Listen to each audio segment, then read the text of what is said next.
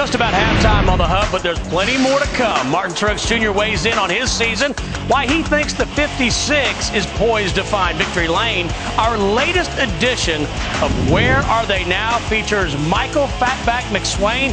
He'll reflect on his life in racing and his strained relationship with Bobby Labonte. And finally, Danica Patrick got Jimmy Spencer's crying towel last week. Will we see a crying towel tonight, or two perhaps? Mr. E is up in just a bit. Martin Truex Jr. is qualified in the top 10 for 3 of the 5 races this season. His best finish of 6th in Vegas. He's led a total of 81 laps, 63 of those on the high banks in Bristol. Going into Martinsville, Truex 13th in the Sprint Cup point standings. And joining us now on the phone is Martin Truex Jr. Martin, you guys have led laps in 4 of 5 races. You're qualifying well. What can you guys do to close the deal at the end of the race? Yeah, I mean, it's the last 2 weeks have been a bit perplexing, to be honest. We've fought really the same issues, and it's kind of an issue that goes back to some of these racetracks last year. And it's an issue where the groove moves, and I'm having to use the gray of the racetrack or move up to the top and work the clean racetrack to be fast. And once that goes away and it gets against the wall, you can't get up any higher. When I have to go back down and run, in the rubber where everybody else is running, I don't have any grip, and my car is just really loose on throttle. So it's something that the guys here at MWR, all the engineers, Pat and all my guys, were working really, really hard on it, and hopefully it's just something we have to figure out. And once we get it figured out, I think we'll be in good shape because our cars are very fast. Martin, you talk about figuring it out. Is it something that you need to tell Pat Tryson and your engineers, or how does that work when you try to science something out? The biggest difficulty with this, Steve, is that it's hard to test for this. We can't just go somewhere and test. We can't go to California and test, and even if we did, there wouldn't be 43 cars there for 200 miles.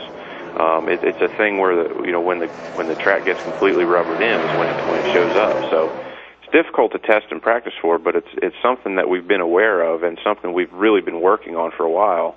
In doing that, our cars have gotten faster, which is good.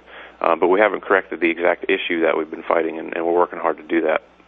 Larry Mack was talking on the show yesterday, Martin, about a bit of irony. A couple years ago, the Toyota teams were having trouble with engines, but the Joe Gibbs teams were fine. Now it's vice versa. The Joe Gibbs cars are really struggling a little bit in the engine department, but your team, the other Toyota teams, seem to be okay. Is that a situation where Toyota gets concerned across the board? How does that work?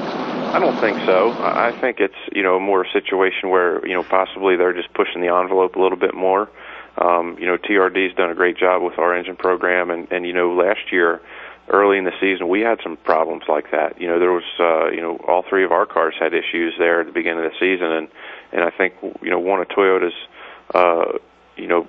one of the things they worked on very hard over the winter was reliability, and obviously they've done a great job with that. We, knock on wood, we haven't had any issues, and I think it's just, maybe they were happy with their reliability at the end of the season last year and said, hey, we're going to go look for more power.